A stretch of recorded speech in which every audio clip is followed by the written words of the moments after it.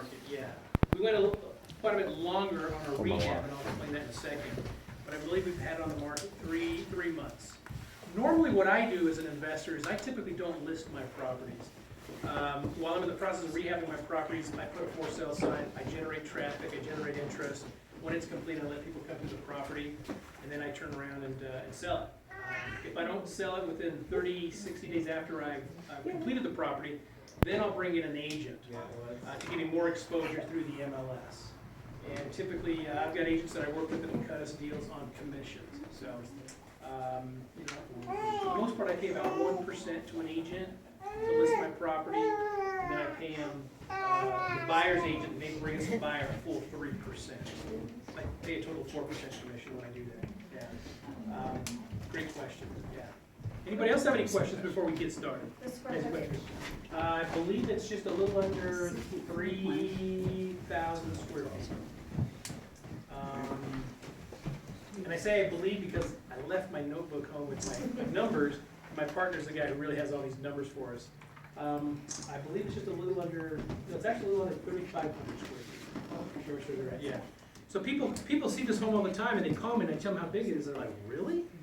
You know, it doesn't look that big from the street. I mean, it's 5 bedrooms, 3 full baths. Everybody catch that as you went through the home? Okay. I mean, does it look like a 5-bedroom home from outside? No. So you got to make sure when you market your properties that you make people aware of that. Not many people know that from the get-go. Any other questions? Any questions on this sheet? All right. So let me share with you how this property came to be, because that's typically what people want to know. How did you find the deal? Where did you find it? Well, here's how we found this deal. This actually came to us by where's Jason? Right here. Jason and I were working together on properties, trying to find some properties, and he actually stumbled across this property at the same time my partner stumbled on it. And so my partner called me and said, hey, I'm talking to this lady, and here's what we're doing. What do you think? And I gave him some ideas, not knowing where the property was located. And then Jason and I started talking about this property, because you walked through it, didn't you? You walked through it as well. And then come to find out that my partner was already, in the process, she had already, was going to deed the property to him, so he and I talked. He beat me by 2 days. Yeah. Yeah, long story short. That's exactly what Long story so, short. And he's like, hopefully you guys understand this. I mean, there's plenty of deals out there, okay? We don't come at this from a position of scarcity. There's plenty out there. My father, passed away about 5-6 years ago at the age of 90.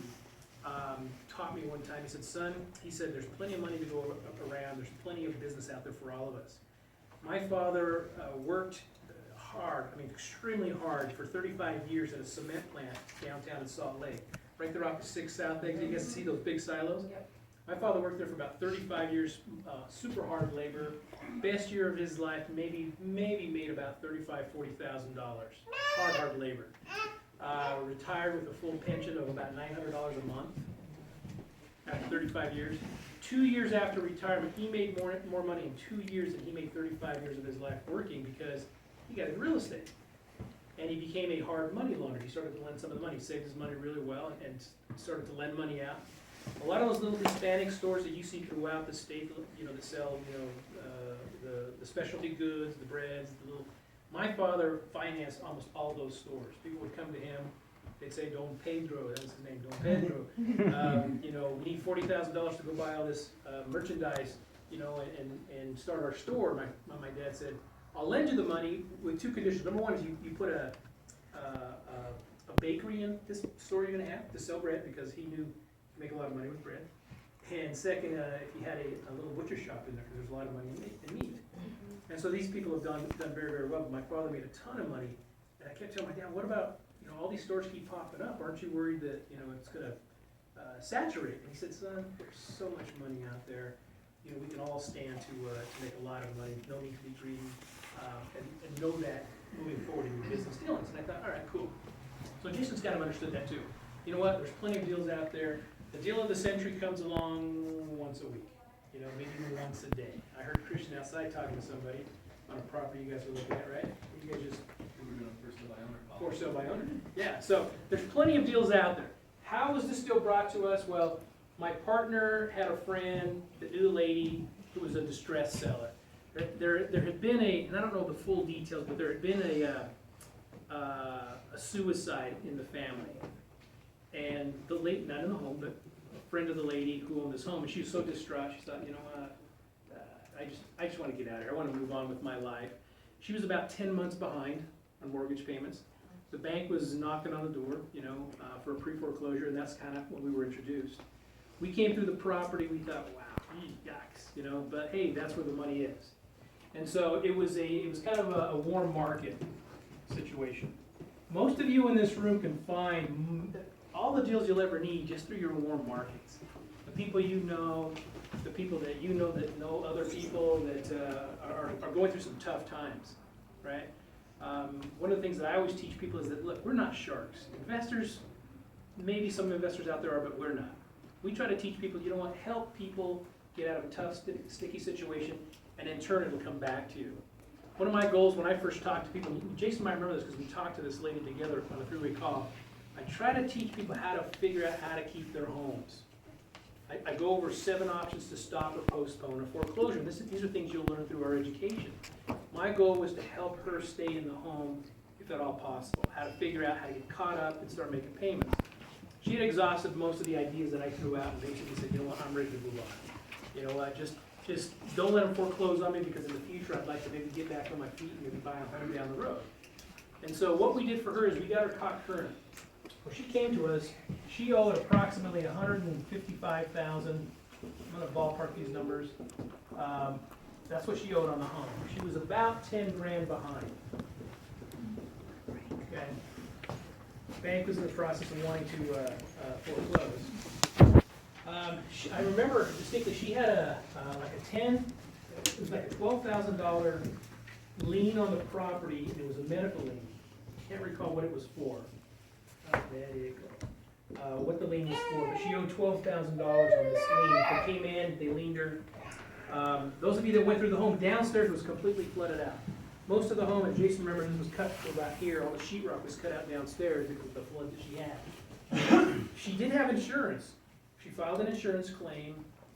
She spent her insurance money and never fixed the home, okay? Nowadays, a lot of insurance companies will grant you a certain amount of funds while you rehab your home, okay? In her case, they give her a big fat check and she blew it. She spent it on, stupid things like food, utilities, medical bills, right? I mean, life gets in the way. She had to do what it takes to get caught up. So she was behind on that. Let's see, what else? I think we asked her, we said, listen, what would you like, what would you need to make this deal work? Because what we can do is we can do a strategy here called a subject to. And some of you will learn that. It's on the front of your sheet, some of the strategies. The subject to strategy is where you acquire a property with its existing financing that's in place. Sometimes you come across a distressed seller who might say, you know what, my credit's shot, my home's in disarray, I'm behind, I've got no value here. Well, the truth of the matter is they do have value. If they have, at any point in time, received a loan on that existing home that they feel behind, that loan has value because it's an existing loan. And what we can do as investors is we can step in, get the loan caught current, take over the payments. We're not assuming anybody's loan because there are no assumable loans out there. Who are my mortgage people in the room? Any mortgage loan people in the room? Okay, you, there's 1 or 2. There are no assumable loans out there. Okay, you need to qualify for loans, but as investors, we can step in and take over this property as investors. And that's what we did. We said, look, let's get them caught current. So we called the bank and said, we're going to send you the money to get caught current. How much is owed? They gave us a payout and a method of time. This was payments and interest, penalties, and attorney's fees. We said to the lady, why don't you just get caught up? She goes, I don't have the money. I don't want to deal with this house anymore. I'm ready to move on. Okay? So she was willing to walk away for what she owed, and she did. So we came in, we took over the mortgage payment, we got them caught current. She owed $155,000. So do some math for me. What's 155 plus 10? Should be 165. Plus 12 is what? 177. 177. Okay.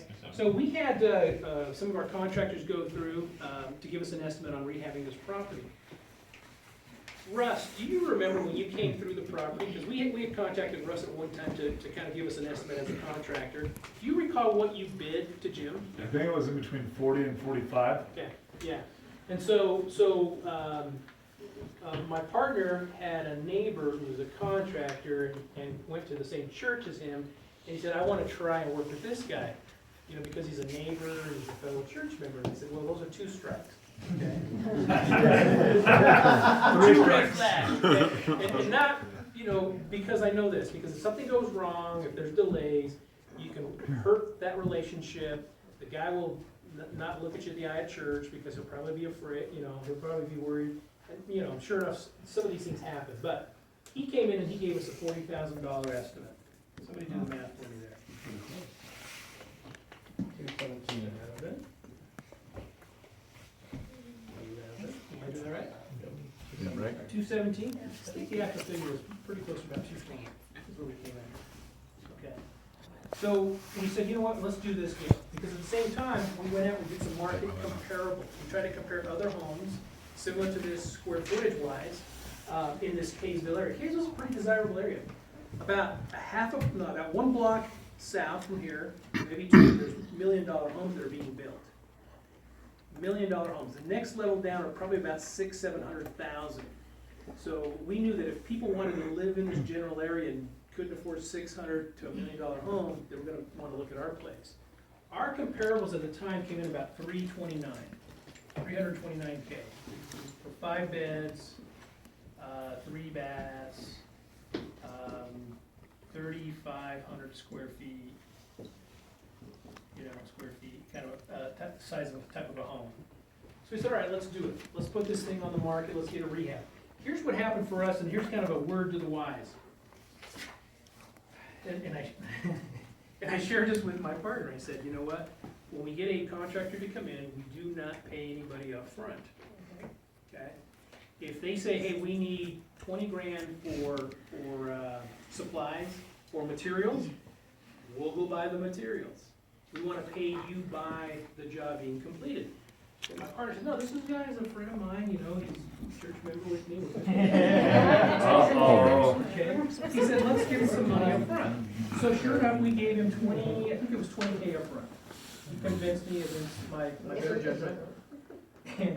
And not that there's anything wrong with that. Who are my contractors in the room? Be strong, be proud.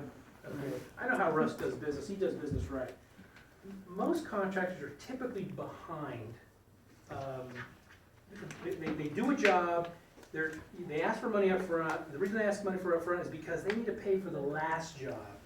You know, they've got employees out there, contractors that are owed money because maybe they lived off of their money.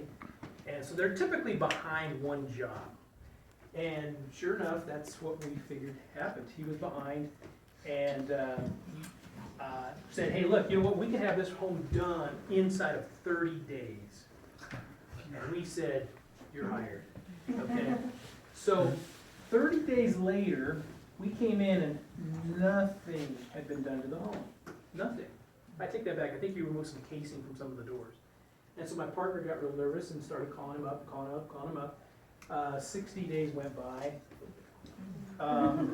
You know, they did a little here, a little there, a little there. Well, what happened is this guy got a huge job. I mean, he just he got a job with, I think it's American Homes. Big job for him. He took all of his crew over there to work on this, and he fessed up. He said, you know, I got this big job, and I had to go take all my people. Long story short, he actually finished and completed this home from when he actually started in less than 4 weeks. I mean, he went through fast. But, of course, you know, we were just upset that it took him so long to get started. Should have told us that up front. You know, we would have taken that into account. We wouldn't have paid you up front. Okay? So, from this point forward, as you complete, we will pay you. And so that's what we did. Of course, when you hold money back, they get the job done. You go through, you inspect the property. If it's not to your liking, you get them to finish it before you pay them. Otherwise, they never return. Okay? So, long story short, this is why it's been on the market as long as it has been. But we're happy with what he did and how he rehabbed the property. Now, 3, 4, 5, I think we've had this place now 5 months, and we've been making $1,200 payments. So somebody do the math for me. What's 1,200 times, let's say 6? 6 months. 7,200. 12 times 6. 72. Okay. So we've paid about $7,200 in payments so far on this house. Okay. Let's say $7,800 because we paid some utilities and stuff, to keep the lights on, heat on, air conditioning. All right, so someone do the math for me. How much are we into this property now? What's 220 plus 7,800? Where's my calculator? 227,800. 27,800. 227,800. So here's what we're trying to do. We're trying to sell this thing for, we put it on the market for $310, okay? And we had some buyers, we had some contracts that fell through. We've got a little bit anxious to go ahead and sell, so we have just now dropped the price to $299. All our comparables are up in this area, but we just dropped the price to $299. So somebody do the math for me. 227, 800, what do you get? 72. How much? 72. Leftover? Or Yeah. 71.2. Take the We'll say 100 into 70, account. just for math's sake. Okay. Now, most of the money that's being used, all the money that's being used on this deal is my money. And I always charge myself points of interest, okay? That's a separate entity that lends to me, you know, I'm kind of separate from that. But I want my money to work and I need to get paid. If we had borrowed this money from somebody, we would be paying them as well. So it was agreed that I would pay myself. So someone do this, take 40,000, take 50,000, take 60,000 is what I want you to do. Take 60,000, multiply that by 3%. What do you get? 18. 18 what? 1,000? 8,000. Okay. Plus 1% a month is what I charge myself. What's 1 times 6? Another 6,000? Is that right? Everybody following me? If you're not following me, say, what? How'd you do that? Okay. What do you get? 1% a month. Yeah.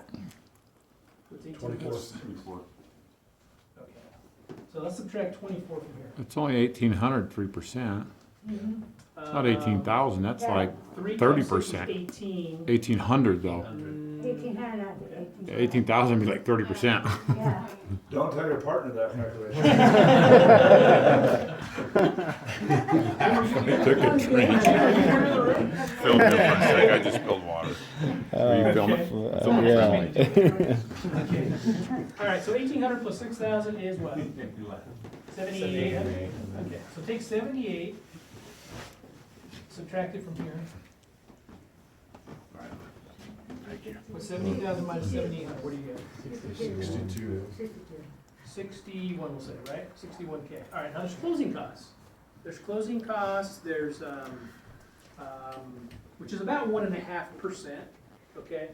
If we sell this thing at $299, somebody do some math for me again, 299,000 times 4% commission, what do you get? Roughly 12,000.